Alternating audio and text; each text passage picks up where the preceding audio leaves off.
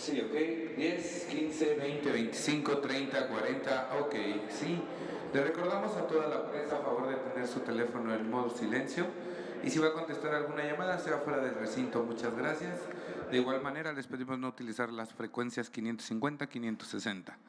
10, 15, 20, 25, 30, 40. Ok, sí, ok. Probando equipo de audio. 10, 15, 20, 25, 30. Ok.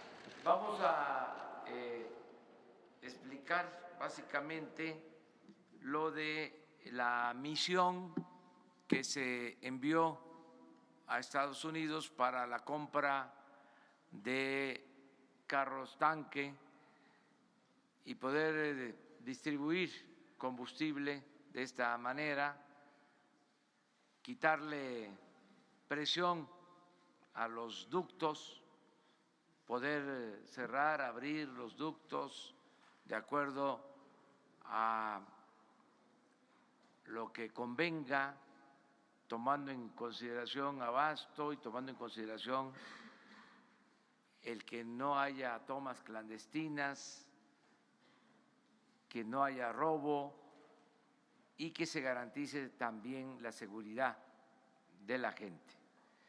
Entonces, asistieron la secretaria de Economía en esta misión, Graciela Márquez, Irmeréndira Sandoval, secretaria de la Función Pública, y Raquel Buenrostro, oficial mayor de Hacienda. Ellas tres van a informarles sobre esta misión de adquirir los carros tanques para no depender solo de los ductos, tener un margen de operación que nos permita garantizar el abasto en todo el país sin tener que padecer, sin que la población tenga que hacer filas, colas para abastecerse en todo el país. Pensamos que con este plan vamos a resolver el problema. Con este plan, acompañado de la vigilancia, acompañado de los programas de bienestar para la población, que den opción, que den alternativas a la gente. Entonces, le voy a pedir a Raquel Buenrostro, la oficial mayor de Hacienda, que les exponga, que les explique qué fue lo que hicieron para adquirir estas unidades.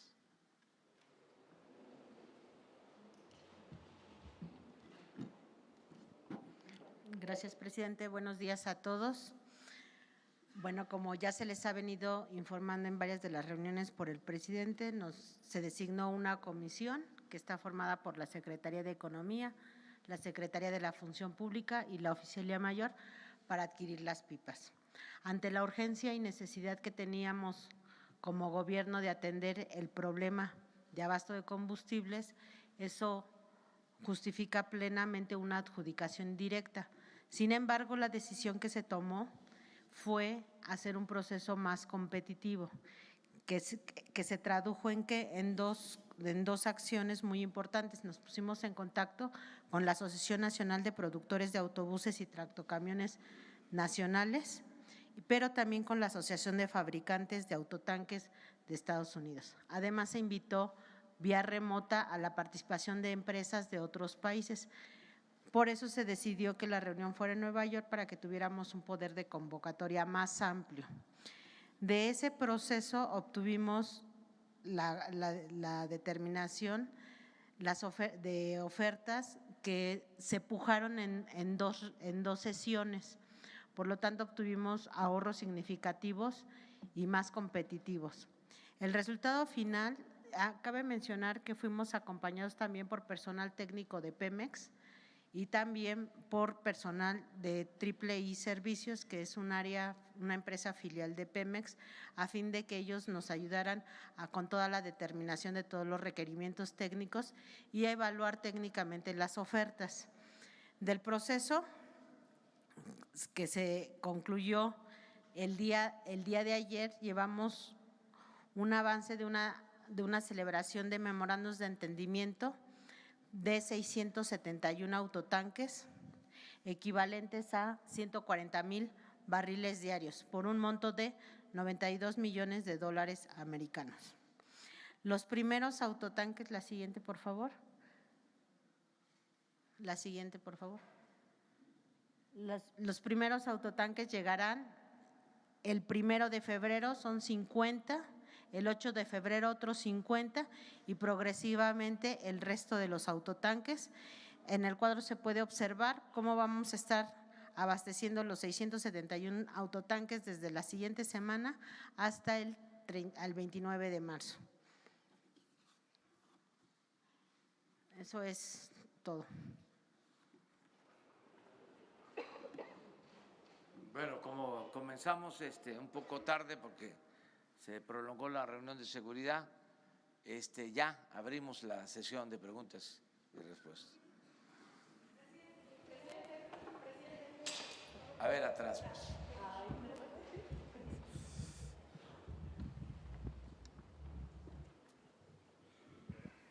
Gracias. Buenos días, Nayeli Roldán, de Animal Político. Presidente, preguntarle, ayer le habíamos comentado esta situación de los 3 funcionarios de Pemex que están involucrados en la estafa maestra. Primero, preguntarle si había podido revisar el caso. Sí, lo revisé y en efecto, tienen ustedes razón, hay 3 funcionarios que sin declararlos culpables estuvieron involucrados de una o de otra manera en este proceso, la llamada estafa maestra. Por lo mismo, se les pidió información, entregaron notas informativas, los 3, argumentando que no tenían ellos responsabilidad. Sin embargo, le hemos pedido a la secretaria de la Función Pública, Irma Herendia Sandoval, que nos presente un dictamen a más tardar en una semana para tener todos los elementos, no cometer una injusticia, pero al mismo tiempo no permitir impunidad y mantener como criterio que en el gobierno que represento en esta nueva etapa no van a ser contratados quienes tengan malos antecedentes, es decir, quienes tengan antecedentes de corrupción. No vamos a contratar a nadie que haya participado en actos de corrupción o haya omitido denunciar actos de corrupción. De modo que en una semana, aquí mismo, se va a dar a conocer un dictamen. Y aprovecho para convocarlos, porque ustedes representan a los ciudadanos, que todas las denuncias que se presenten que tengan que ver con corrupción se ventilen aquí de manera abierta, que nos ayuden y que nos ayude todo el pueblo para limpiar de corrupción el país. Justamente sobre eso, presidente, preguntarle cuál sería el estatus del resto de involucrados, porque solamente de Sedesol hay 22 denuncias, como le había comentado ayer, desde 2015 y hasta 2018, pero también estamos hablando de más dependencias de gobierno, son 11 en total y los involucrados pues incluso incluyen a los titulares de las dependencias. Entonces, este análisis que nos está informando también incluiría al resto de involucrados, porque en este caso solo nos dimos cuenta de los 3 de Pemex. Pero a todos, y los procesos que están en curso continúan. ¿Se están investigando a todos? Sí, no hay impunidad para nadie.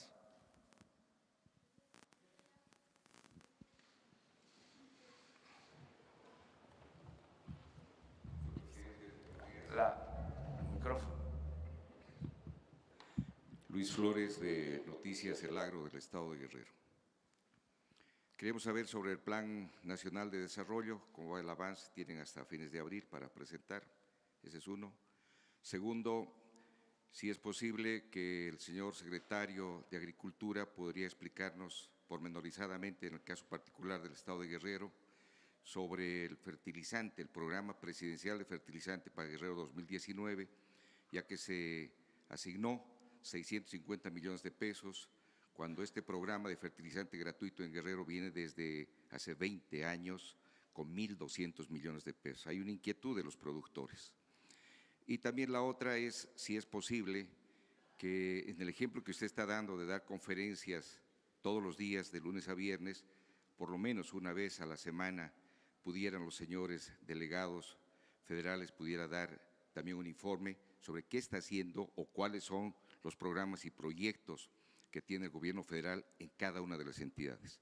Esta expresión no es única, somos varios reporteros en diferentes entidades que coincidimos con esta petición. Eso es cuanto. Gracias. Muy bien. Mire, acerca de los fertilizantes, el estimado que tenemos es de 600 millones de pesos. Esto es lo que, según los técnicos, se necesita, que con eso cubrimos el compromiso de que se entreguen los fertilizantes de manera gratuita a todos los productores del estado de Guerrero. En caso de que no alcanzara, hay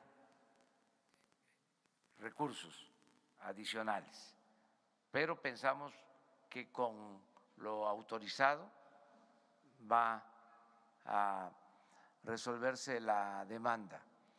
Vamos a cuidar mucho para que se aplique bien el fertilizante, porque hay también en esto corrupción. Se entrega el fertilizante, a veces aparentemente, nada más se firma de que se recibió y no se surte y se vende. Eso es una práctica que vamos a eliminar por completo, pero tenemos que hacer llegar los fertilizantes a todos los productores de Guerrero. Es un compromiso que hicimos y se va a cumplir. Acerca de la información de los coordinadores, ellos pueden hacer lo propio. Les comento que así como nosotros nos reunimos todas las mañanas, así hay reuniones en todos los estados de las dependencias, sobre todo de los representantes de las secretarías encargadas de la seguridad pública. Se están reuniendo todos los días en los estados. Ellos nos están mandando información diaria de lo que está pasando en el país, pero tomamos en cuenta su propuesta. ¿Hiciste otra pregunta? Plan nacional. Es muy importante esa pregunta sobre el Plan Nacional de Desarrollo. Se va a presentar en el tiempo que establece la ley y se van a dar a conocer cuáles son las estrategias básicas para que logremos el crecimiento con justicia, el progreso con justicia en el país. ¿Qué significa esto? Que podamos crecer económicamente y al mismo tiempo que haya bienestar. Queremos crecimiento, pero también queremos desarrollo, no solo aumentar la tasa de crecimiento anual, que sea más del 2%, como ha sido en 30 años, en promedio 2%. Es de las tasas de crecimiento más bajas en el mundo. Es otra prueba irrefutable del fracaso de la política económica neoliberal. Ni siquiera en términos cuantitativos han habido buenos resultados. Pero no basta con crecer, hace falta también distribuir el crecimiento, distribuir el ingreso, distribuir el presupuesto público para que haya bienestar. Por eso hablo de crecimiento con bienestar, progreso con justicia, porque nuestros maestros nos enseñaban que el progreso sin justicia es retroceso. No se trata nada más de crecer, sino que los beneficios del crecimiento lleguen a todos. Nos decían nuestros maestros, modernidad, pero forjada desde abajo y para todos. Entonces, esta filosofía es la que vamos a aplicar en el plan de desarrollo que vamos a presentar en su momento.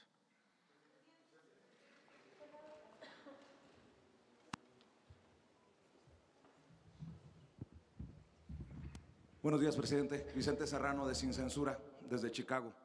Dos cosas. Hace unos días, una escolta, un policía estatal del Estado de México asignado a una familia rica del Estado de México, me decía que quiere regresar a los operativos. Yo le pregunto, ¿hay un censo? Y sé que ya ha hecho algunas asignaciones de escoltas que regresen a operativos como los ductos. ¿Hay algún censo de cuántos escoltas está pagando el mexicano en diferentes estados, en diferentes municipios, para empresarios o políticos? Y si puede haber un llamado de usted para que se haga, si es que no existe, para que estos escoltas regresen a los operativos que tanto se necesitan de seguridad pública. Y por otro lado, si me permite, ayer hablaba de que ya no va a haber chayote. Si el chayote no es publicidad oficial y si la publicidad oficial ya no es chayote, puede haber un compromiso aquí abiertamente para que las mismas empresas que fueron beneficiadas en el sexenio pasado, que aparecieron una y otra vez al tope de la lista, TV Azteca, Televisa, Imagen, en la redistribución que usted ha propuesto, no aparezcan nuevamente en su gobierno como los más beneficiados, para evitar cualquier idea de conflicto de interés, entendiendo que los dueños de esas empresas forman parte del grupo empresarial que lo quiere asesorar. Gracias. Bueno, en el caso de las escoltas ya están prohibidas, para decirlo con claridad, en lo que tiene que ver con el gobierno federal. Solamente se da protección a quienes trabajan en temas de seguridad o quienes corren algún peligro por su labor, por su trabajo especial, cuando hay amenazas. Es el caso de periodistas.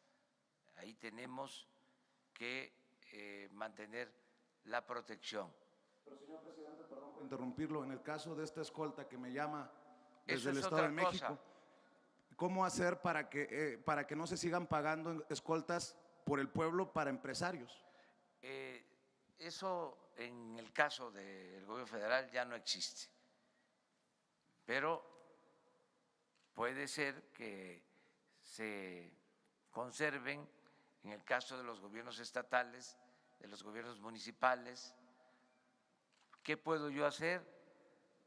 Un llamado a las autoridades locales de manera respetuosa para que no se utilicen policías, para que no se utilicen elementos de seguridad en la protección de hombres de negocios o políticos o de cualquier otra índole. Un llamado acerca de la distribución de los fondos para la publicidad, van a ser transparentes, se están definiendo criterios que ustedes van a conocer, que se van a dar a conocer públicamente, se van a transparentar los recursos destinados a la publicidad gubernamental. Eso es lo que puedo comentarles. También no hace falta que ustedes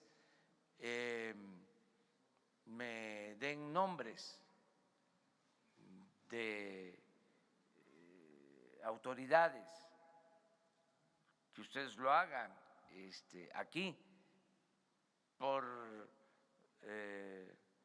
represalias que puedan haber. Ustedes me entregan a mí la información y yo con mucho cuidado la doy a conocer aquí. Yo recibí esta información, que se verifique que en el gobierno del estado de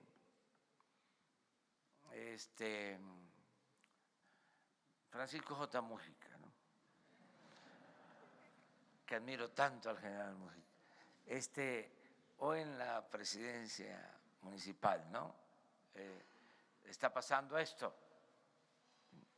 del estado Francisco J. Mújica, yo doy a conocer aquí, ¿sí?, todo.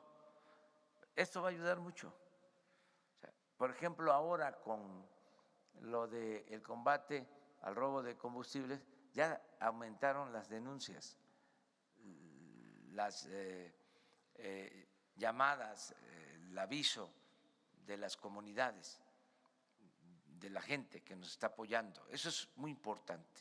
Entonces, el que podamos hacer esto.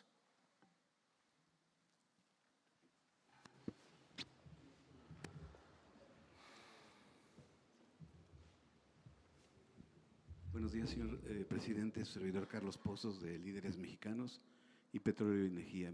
Son dos preguntas. La primera pregunta es, y le pediría de lo que usted dice, que se haga una auditoría, una investigación a PMI Internacional.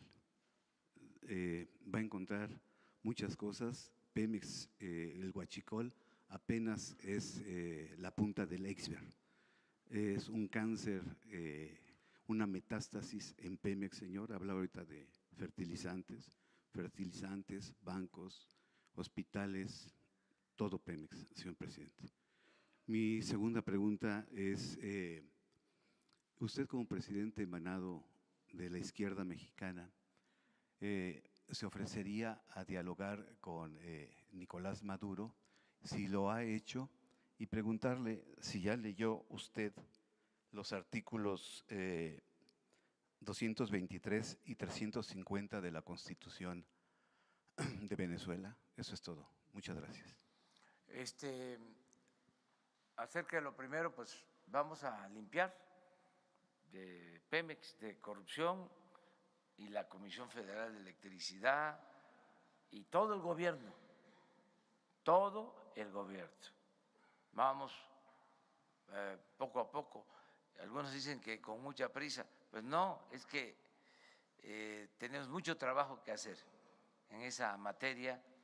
Pemex Internacional, desde luego, requiere una revisión a fondo, porque incluso llegó a ser independiente del Estado mexicano, funcionaba como una empresa privada sin control, sin que tuviese que rendir cuentas. Sí, desde hace tiempo, y no solo es la refinería que se tiene en sociedad en Estados Unidos, es que la compra del combustible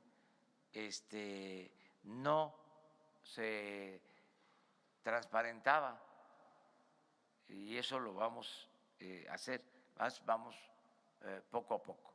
No conozco esos artículos de la Constitución de Venezuela, sí conozco el artículo 89 de nuestra Constitución, la fracción 10ª, que establece que en política exterior nos debemos de conducir con los principios de no intervención, de autodeterminación de los pueblos, de solución pacífica de las controversias. En esto que está pasando en Venezuela, yo apoyo la postura asumida por la Secretaría de Relaciones Exteriores, lo que externó el día de ayer el secretario de Relaciones Exteriores de México, Marcelo Ebrard, que como podría solicitarse una aclaración sobre esta postura, le pedí, ojalá que esté todavía por acá, que nos acompañara en la reunión de la mañana y que, miren, por si se necesitaba. Pero antes de darle la palabra a Marcelo, quedamos, había otra. Que si se ofrecería usted a ser interlocutor con Nicolás Maduro. Es lo mismo, que sí, tiene que ver, es lo mismo. Se lo dejamos aquí a Marcelo. Gracias, señor presidente. Con su permiso, señor presidente, señoras secretarias, oficial mayor de la Secretaría de Hacienda. Amigas, amigos, sí, efectivamente la posición que adoptamos, que ya es de su conocimiento, en primer lugar está basada en los principios constitucionales de la política exterior mexicana. Artículo 89, México no va a acompañar el desconocimiento, que por cierto lo que pasó ayer es algo que tiene muy pocos precedentes en cuanto a que se desconozca al gobierno de un país y se reconozca a otra autoridad al mismo tiempo de esa forma. Entonces México fijó una postura de conformidad con la Constitución. Nosotros no vamos a acompañar ninguna acción de esa naturaleza. Desde luego que nos preocupa la paz, los derechos humanos, las libertades, y coincidimos con la Organización de las Naciones Unidas, en primer lugar, respecto a que necesitamos hacer esfuerzos para reducir tensiones, evitar un escalamiento que lleva a la violencia y rechazar cualquier tipo de violencia política. También compartimos, y ayer tuvimos conversaciones con el gobierno del Uruguay, con quienes hemos sostenido posiciones similares en las últimas semanas. Nosotros no estamos buscando otra cosa más que el que se pueda avanzar hacia diálogo y paz. Coincidimos con Uruguay, pero también con otros países del mundo y sobre todo con la Organización de las Naciones Unidas.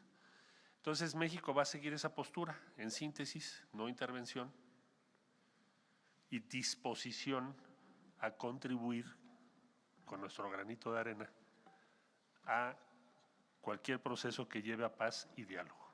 Esa sería la posición mexicana. Entonces, si se le pide al presidente de México, ¿sí se intervendría? Aquí enfrente.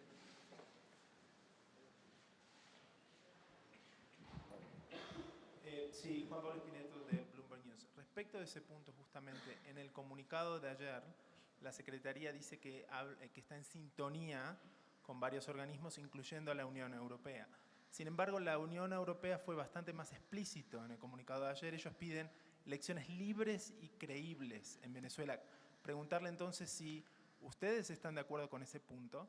Y en respecto al llamado al diálogo, ¿cómo se dialoga con alguien que es un dictador, que no ha querido dialogar en las ocasiones anteriores?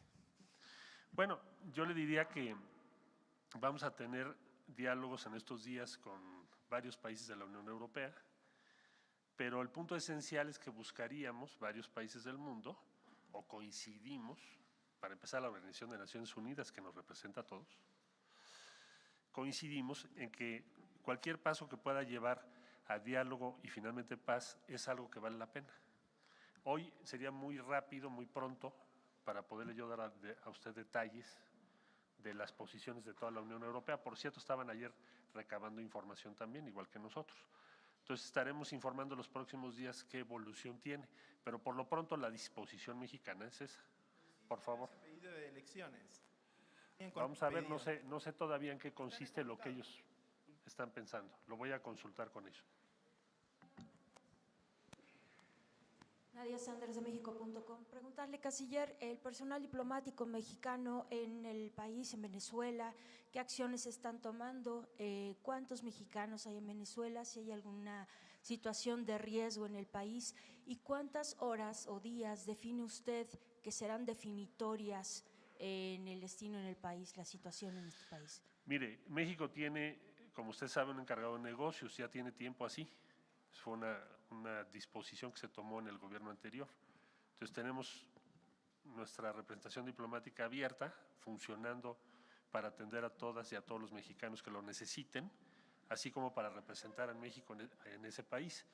Respecto a la segunda pregunta, bueno, es muy difícil saberlo, porque entraríamos ya en una especulación política. Lo que importa hoy por hoy es buscar, como lo señaló el secretario general de las Naciones Unidas, que se evite un enfrentamiento y violencia política, y ojalá que pueda haber diálogo. Ahora, eso no depende de México, claro. Por favor. ¿Qué tal, secretario? Carolina Altolaguirre, de Noticieros Televisa. Preguntarle, en tanto se resuelve esta situación en Venezuela, en este momento, ¿México reconoce a Nicolás Maduro como el presidente? Sería la pregunta, ¿sí o no? Nosotros tenemos relaciones diplomáticas con Venezuela y tiene un gobierno constituido y no vamos en este momento a proceder a romper relaciones o desconocer a ese gobierno. Por allá, por favor. Buenos días, canciller. Cihuatl Zúñiga, de Grupo ASIR. Me gustaría saber si México está en la intención, podría y querría ser como una especie de sede para pláticas por la paz en este tema de Venezuela. Bueno, no nos lo han solicitado, reaccionaríamos en función de ya algún planteamiento específico, por hoy no existe. Pero podría ser, México tiene la lo ha facultad. sido tradicionalmente, es un país que siempre ha sido considerado como un punto en donde se pueden llevar a cabo conversaciones, pero hoy por hoy no existe ese planteamiento todavía.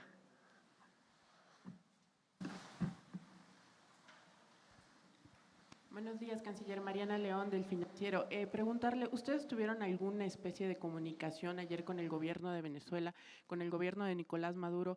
¿Qué se dijeron entre los dos gobiernos? Y también, no se tiene una cifra exacta de los mexicanos que están en Venezuela, entonces, y una más nada, el exhorto que hacen ayer al diálogo, ¿podría cambiar? ¿No se descarta que cambie entonces para pedir elecciones libres, que respeto a los derechos humanos? ¿Esto podría cambiar? Gracias. Siempre hemos planteado que nos interesa que se respeten los derechos humanos y las libertades, siempre lo hemos dicho. Y respecto a procesos políticos, pues primero tenemos que ver cuáles van a ser los planteamientos de Naciones Unidas y de otros países. Y no hemos todavía establecido ninguna relación, ni ayer tuve comunicación ni con el gobierno de Venezuela, ni con la oposición. Pero no lo hemos tenido. Y respeto a derechos humanos. Bueno, le comentaba yo que eso es uno de los temas que se van a dialogar en las próximas semanas. México va a estar muy atento a cómo evoluciona. Última pregunta, porque si no el presidente me va a decir que ya le deje su conferencia. A ver, tú por favor. Buenos días, Misael Zavala del Universal. Yo quisiera preguntarle, secretario, en cualquiera de estos dos escenarios de que Maduro siga como presidente de Venezuela o si logran derrocarlo junto con algunos gobiernos y bueno, seguiría Juan Guaidó como presidente, digamos, en ese escenario, México continuará con las relaciones con Venezuela normales como ha venido sucediendo.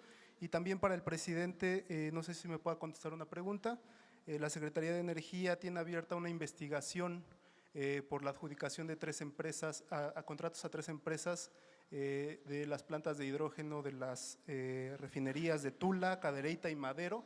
El tema es que después de la venta de estas plantas, Pemex ya debe de comprar el hidrógeno a estas empresas por 2.7 millones de dólares mensuales, digamos, y no sé si se investigue ya en este caso al extitular de Pemex, que es Carlos Treviño, pues los contratos se firmaron durante su administración como director de Petróleos Mexicanos, o si hay alguna investigación abierta por parte, digamos, del gobierno federal. Gracias. México mantendrá abiertas relaciones con el actual gobierno de Venezuela, así como su sede diplomática, y ya con los acontecimientos que ocurran en los próximos días, para no entrar en especulaciones, ya le informaríamos qué decisiones tomaríamos.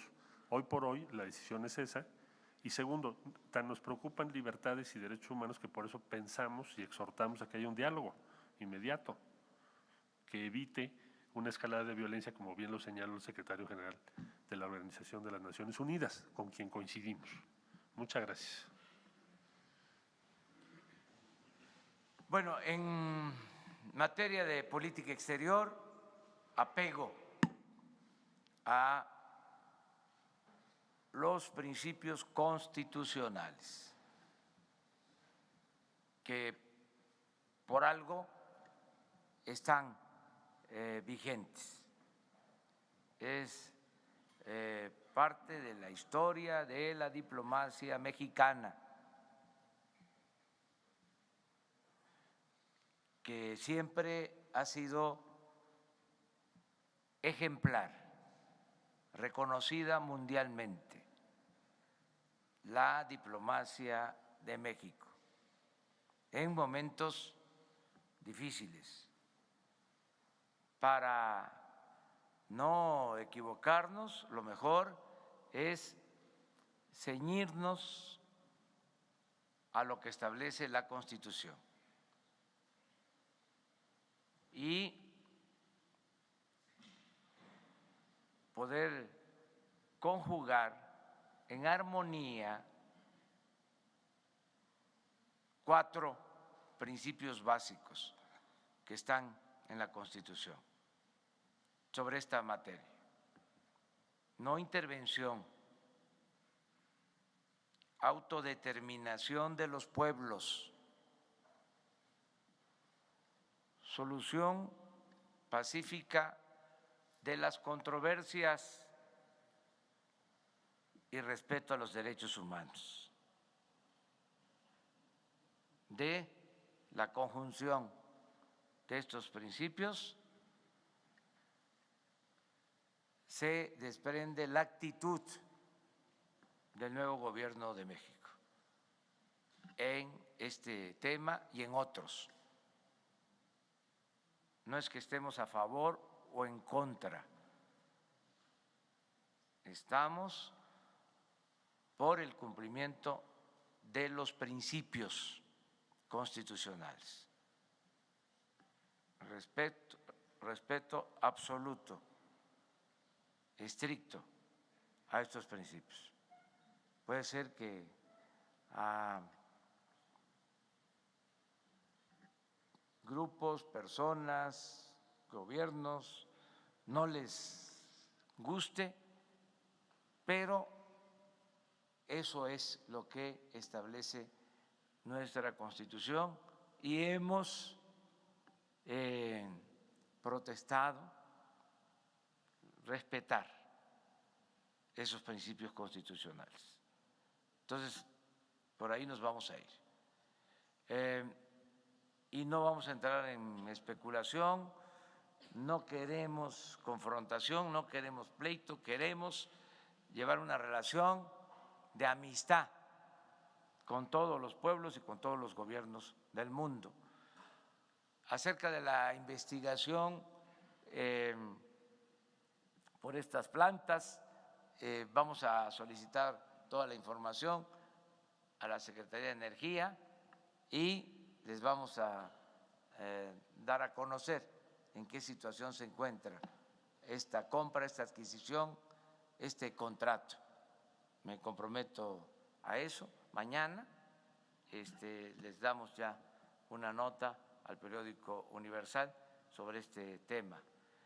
Como ya tenemos que irnos porque vamos a Huachinango y luego a Tulancingo, allá podemos seguir hablando, si les parece.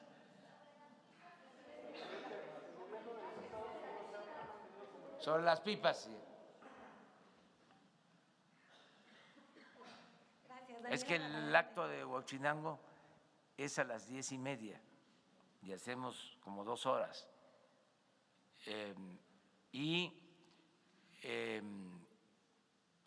Como a las 2 es el de Tulancingo, porque en la tarde, noche, se instala el Consejo Nacional de Seguridad. Tenemos aquí una reunión con gobernadores y con funcionarios que tienen que ver con la seguridad pública. Sí, muchas gracias, presidente. Daniela Barragán de Sin embargo. Algunas organizaciones civiles vieron con preocupación que se compraran las pipas sin licitar. Y pues bueno, una de las empresas proveedoras de los autotanques viene desde tiempos de Fox sin pasar por una licitación. Ahora con la emergencia lo vuelve a hacer. Según los datos abiertos, el gobierno federal ha tenido que pagar 233.656.000 pesos a otras empresas para rehabilitar, reparar y corregir piezas que se le compraron originalmente a la empresa Detroit Diesel Allison, que ahora figura entre las proveedoras de los autotanques. Entonces, mis preguntas serían, se entiende que había una emergencia, pero ¿qué piensan hacer para cumplir con la promesa de licitar y transparentar las compras? Y si ya se están trabajando en algunos mecanismos, y cómo evitar que empresas que en el pasado ya se vieron de alguna manera beneficiadas no repitan en su sexenio con más contratos y este tipo de prácticas. Gracias. Se cuidaron todos los procedimientos, por eso la comisión se integró, se les pidió que tuvieran cuidado con las empresas, que fuesen empresas serias, caracterizadas por la honestidad, que se actuara con honradez. Cuando se terminen de firmar todos los contratos, la misma comisión va a informarles a ustedes ya cómo quedaron los contratos y qué características tienen cada una de las empresas. Yo avalo esta compra porque le tengo plena confianza a quienes fueron en esta misión a adquirir los autotanques, mujeres inteligentes y sobre todo honestas, mujeres con convicción. Son 3 servidoras públicas ejemplares, nada que ver con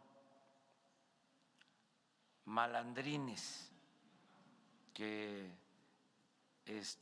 ocupaban cargos en otros tiempos. Ellas son gentes honestas, mujeres excepcionales del servicio público. Entonces, para que no quede nada de duda, de todas maneras vamos a seguir informando, ¿sí?, sobre los contratos, las características, lo que les preocupa sobre esas empresas, ¿sí?, la seriedad de esas empresas, todo. Además, les vamos a dar a conocer más elementos de cómo, a pesar de que se compran estas unidades en Estados Unidos, pues la mayoría se fabrica en México, es en beneficio también de la industria automotriz del país, de los trabajadores del país, darles a conocer también que se hizo una solicitud a la Canacar, pero nos atendían la demanda a partir de marzo, empezaban a entregarnos. Imagínense el tiempo. Para nosotros ahora es importante, fundamental. Siempre es importante el tiempo, más en una circunstancia como la que estamos viviendo. Ya tenemos, por otro lado, 700 operadores contratados que pasaron exámenes. O sea, ya tenemos a los operadores para que se hagan cargo de estas unidades. En fin, ya vamos a atender el problema. Son 140,000 barriles, pero en un viaje, y podemos utilizar unidades para 2 viajes, lo cual nos permitiría ya tener los 200,000 barriles, pero queremos seguir avanzando para tener con solo un viaje los 200,000 barriles, que también eso es importante. Vamos a seguir adquiriendo estas unidades de entrega inmediata hasta lo que se pueda conseguir con entrega a marzo. Ya después ya no nos funcionaría. Pensamos que si se adquiere de ahora a marzo, en estos 2 meses, nos va a ayudar mucho. Bueno, nos vemos entonces mañana.